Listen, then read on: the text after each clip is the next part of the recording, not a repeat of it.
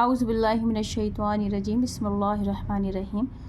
قرآن شریف کی اسٹارٹنگ میں جو یہ لکھا ہوتا ہے شروعات میں قرآن شریف کی، ان کو ہمیں پڑھنا بہت ضروری ہوتا ہے، اور جس کو ہم پڑھتے نہیں ہیں اس کو اسکپ کر دیتے ہیں، چھوڑ دیتے ہیں، اور اس کو پڑھیں گے انشاءاللہ جب ڈیلی پڑھیں گے تو پھر اس کے میننگ پہ اور اس کے ہر چیز پہ دھیان ہوگا۔ یہاں پہ میں پڑھوں گی، آپ لوگ دھیان سے سنیں گے اس کو۔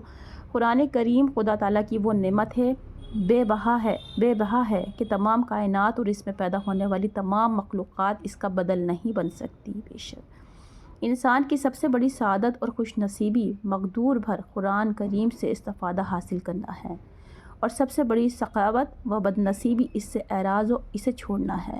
اس لیے ہر مسلمان پر اس کی فکر ضروری و فرض عین ہے۔ قرآن کریم کو صحت لفظی کے ساتھ پڑھیں اور اولاد کو پڑھانے کی کوشش کریں، اور جس قدر ممکن ہو اس کے معنی اور احکام سمجھنے اور ان پر عمل کرنے کی فکر میں لگا رہے انشاءاللہ۔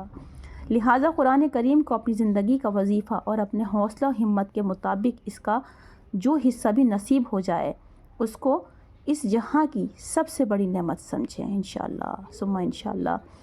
آپ اس میں یہاں پر قرآن شریف کے بارے میں دے رکھا ہے کہ کہاں کہاں جو چیز دے رکھی ہے اس کی ترتیب بتا رکھی ہے۔ اس کو قرآن شریف کو ضرور کھولیں، یہ اللہ کی کتاب ہے، یہ فتنوں سے بچائے گی، یہ ہمارے قبر کا ساتھی ہے، ہمارے لیے سفارش کرے گا اللہ سے، اور اس کے آگے نہ فرشتوں کی چلے گی نہ انبیاء علیہ السلام کی چلے گی۔ تو انشاءاللہ یہ اتنا سفارشی ہے کہ جب تک آپ کے لیے سفارش نہیں کروا لے گا اللہ سے، لڑتا رہے گا آپ سے، اور یہ اتنا جھگڑالو بھی ہے کہ اگر اسے پڑھ کے بند کر دیا ہے یا اسے کھولنا پسند نہیں کرتے ہیں تو اللہ پاک آپ لوگوں کو ہدایت دے، کیونکہ ہدایت اللہ کے ہاتھ میں ہے بے شک، لیکن ہمیں تھوڑی بہت ہدایتیں خود بھی مانگنی پڑتی ہیں۔ اللہ سے ہدایتیں مانگیں، بہت مانگیں کہ اللہ ہماری دنیا بھی کامیاب ہو جائے اور آخرت بھی کامیاب ہو جائے۔ الحمد للہ رب العالمین۔